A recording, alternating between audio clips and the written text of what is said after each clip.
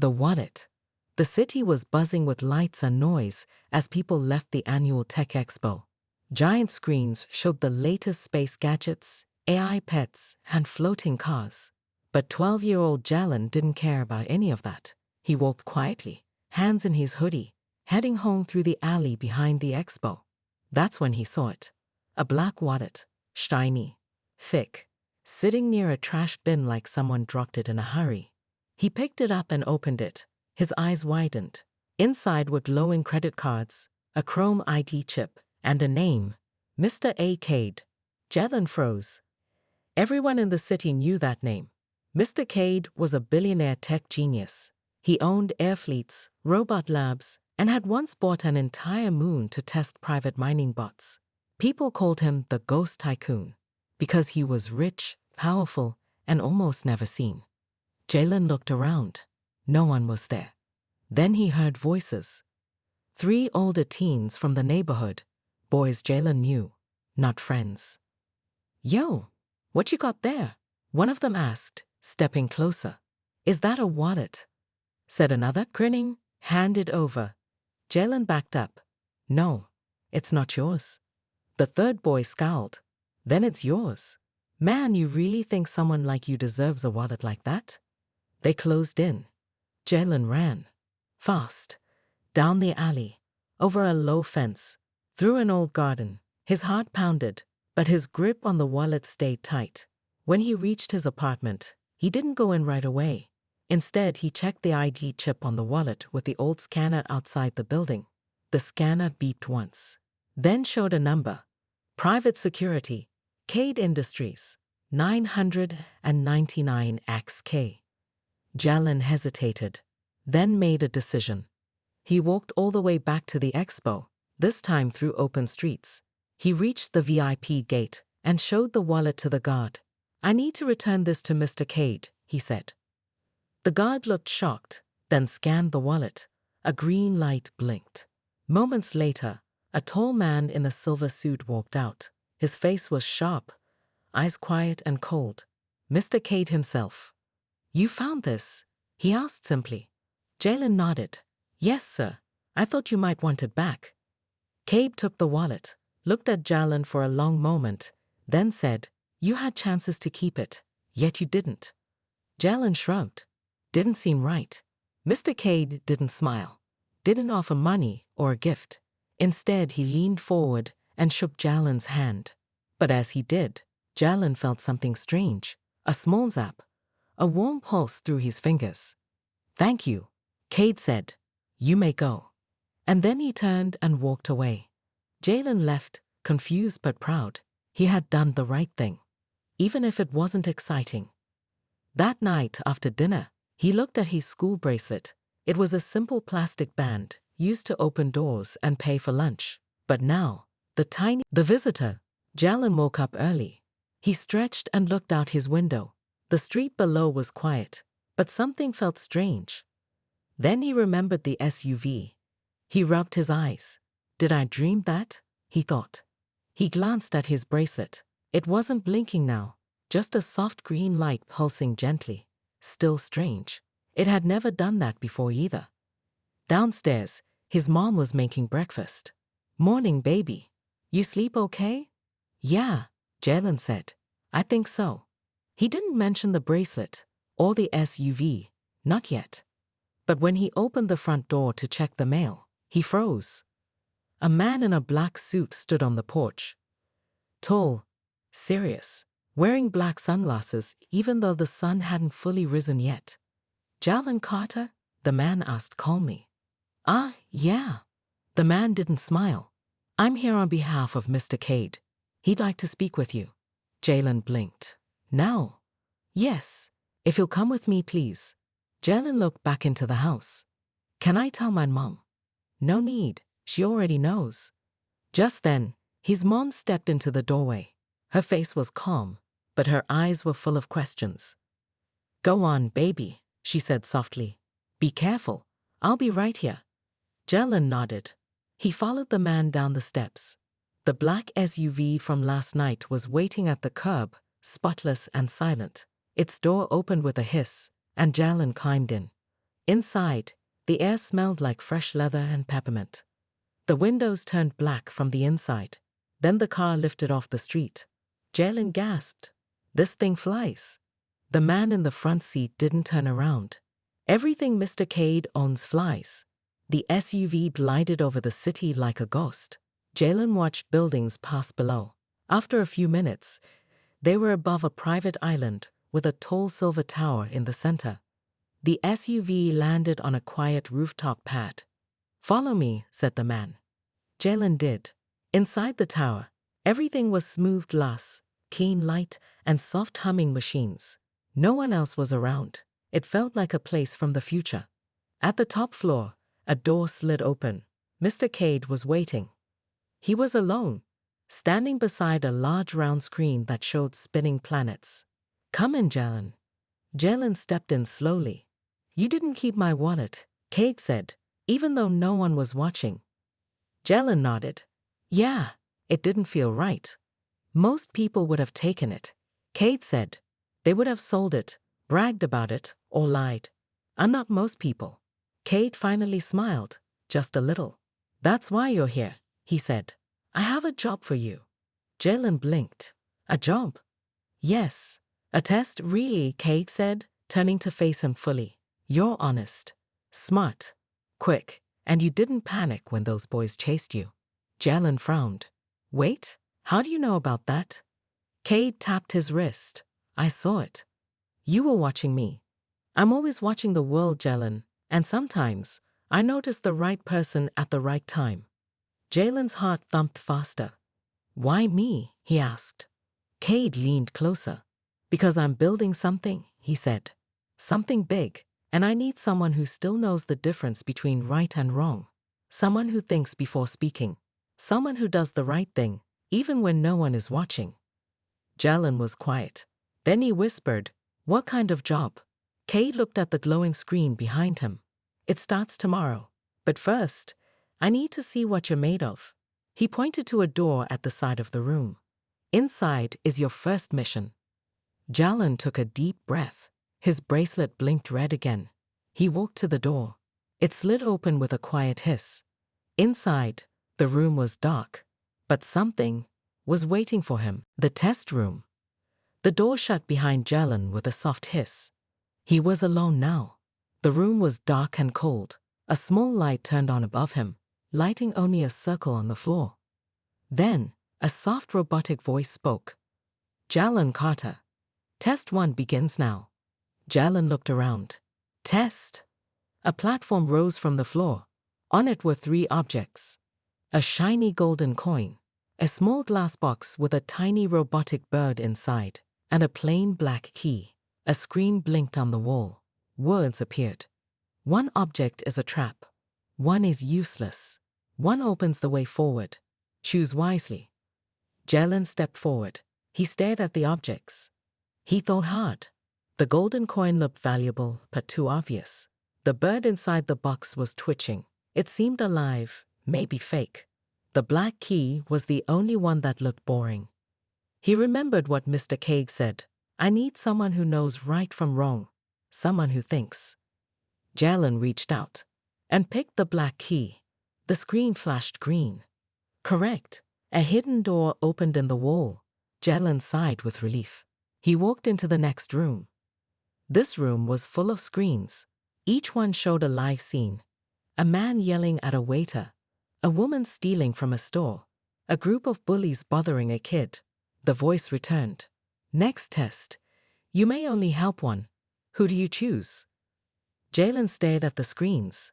His hands clenched. "Just 1?" he whispered. "Only 1." He studied the screens again. The man yelling? The waiter looked strong. He could handle it. The woman stealing? A guard was already walking toward her. But the kid, the one being bullied, he looked small, alone, scared. Jalen pressed that screen. Correct. The room shook. Another door opened. Inside was a white hallway. At the end stood Mr. Cade. He clapped slowly as Jalen walked toward him. "You chose well again," he said. "Most people choose gold or power. You chose wisdom and kindness." Jalen looked up at him. This was all a test? Cade nodded. Yes, but not just for fun. I run something called the Network, a secret group of young people from all over the world. We protect others. We make things right. Jalen's eyes widened. Like superheroes.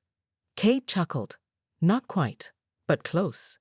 We use our minds, our hearts, and yes, sometimes technology that no one else has.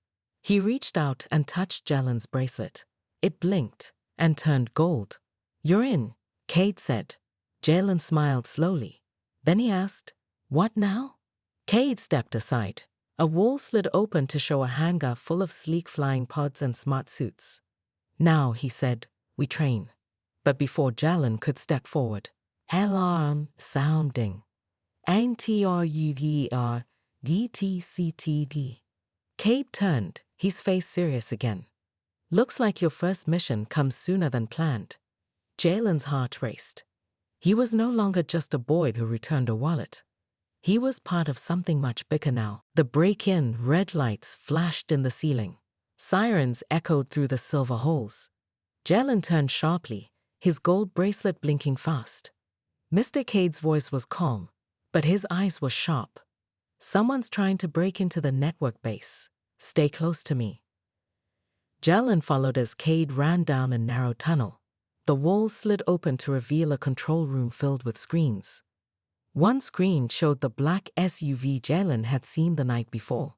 4 masked men were outside, holding high-tech weapons. One placed a glowing blue cube on the outer wall. It started to burn through the metal like acid. Who are they? Jalen asked. Cade answered, they're called the Signal, a criminal tech group. They steal secrets and control people. They've been hunting our members. Jalen stepped back. Are they here? For me? Cade didn't reply. His silence said everything. Suddenly, boom! The wall exploded on the camera feed. The men entered. Cade turned to the console. Time to activate the defense grid. He pressed a button. Nothing happened. A message popped up. System locked. Power cut. Jalen's eyes widened. They hacked us. Cade growled. They were faster than I thought. He looked at Jalen. You remember the black key from the test? Jalen nodded. Cade handed him a small device. This is a backup drive. If they get into our core room, all network files will be stolen. You need to go through the ventilation system and plug this into the emergency port. Jalen hesitated. But I'm just a kid. Cade's voice softened. You're more than that now. You proved it already. Jalen took a deep breath, then ran. He crawled into the metal vent. The lights flickered as the building shook again. Below him, he saw the masked men walking through halls. One of them scanned each room with a wrist gadget. Jalen kept moving. His hands trembled, but he didn't stop. Suddenly, crack, the vent below him broke loose. Jalen fell hard, landing in a quiet room filled with floating data crystals. He stood quickly and froze. One of the masked men was already there, facing the data core. The man hadn't seen him yet. Jalen remembered the device. He looked at the wall and spotted the emergency port behind a cabinet. He took one silent step, then another. But his bracelet beeped. The masked man turned. You, the man growled. You're the kid who gave Cade back the wallet. Jalen didn't reply. He just ran. The man chased him. Jalen dodged a grab and slid behind the cabinet. He jammed the device into the port. BEP. Green light. The man shouted, "New." Suddenly, every screen in the room went black. Then the building lit up again, brighter than before. The voice of the network system echoed. Core protected. Backup drive active. Defense grid re-enabled. Turrets dropped from the ceiling outside. The attackers froze. One by one, they were stunned and captured. Jalen sat down, breathing hard. Mr. Cade entered the room, smiling. You did it. Jalen looked up. I was scared. That's what made it real, Cade said. Bravery is doing it anyway. He held out his hand. Welcome to the team, Jalen. You've just saved the network. The gift. The next morning, Sunlight peeked through the clouds over Jalen's neighborhood, but everything had changed. Jalen walked out of the black SUV that brought him back from the network's secret base. His face was tired but proud. He didn't know what to expect now. He stepped onto his front porch and stopped. The entire neighborhood was outside. His neighbors whispered, some stared, a few clapped. Mr. Hanley, the grumpy man from next door, said, "You were in a black government car, boy. What happened?" Jalen's mom rushed out of the house, hugging him tight. "Where were you, Jalen? I called the police." Before he could answer, another black SUV pulled up. The doors opened. Mr. Cade stepped out in a cream gray suit, wearing dark glasses. Everyone went silent. He nodded politely at Jalen's mother. "Ma'am, I'm Mr. Cade. Your son is a hero." Jalen's mom looked shocked. "Hero? My son?" Mr. Cade smiled. He saved a whole system from crashing. He protected data that could have hurt millions of people. He looked at Jalen, and he passed every test I didn't plan for. The crowd started clapping louder. One boy from the street yelled, "Is Jalen working for the government now?" Mr. Cade chuckled. "Not yet, but he's part of something bigger now." Then Mr. Cade turned to Jalen and handed him a small silver box. Jalen opened it slowly. Inside was a sleek new bracelet, glowing with blue light. "This," said Mr. Cade, "is your key to the network. You'll have access to more knowledge, training, and tools than most adults ever will." Jalen gasped. The bracelet felt warm in his hands. "But why me?" he asked. Cade bent down to his level. "Because you returned a wallet when others told you not to. Because you stayed calm under pressure. Because you chose right when no one was watching." He placed a hand on Jalen's shoulder. "That's the kind of person we trust." Jalen slid the bracelet onto his wrist. It locked in with a soft click. A soft voice in his head spoke. "Welcome, Jalen. Level 1 clearance granted." His eyes widened. Did anyone else hear that? Mr. Cade laughed. "Only you." He stepped back. "Training starts next week. Be ready." Jalen's mom said quietly, "Is it safe?" Cade nodded. "He'll be protected, watched, taught. Your son is something rare. We'll make sure he becomes someone great." As the SUV doors closed again, Mr. Cade looked out one last time. "Oh, and one more thing." He tossed Jalen a folded note. It read, "This was never just about the wallet. It was about who you'd become after returning it."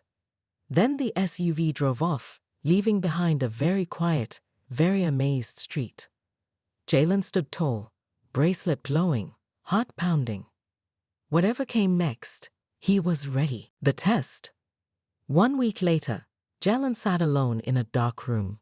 The bracelet on his wrist blinked softly, casting a blue light on his face.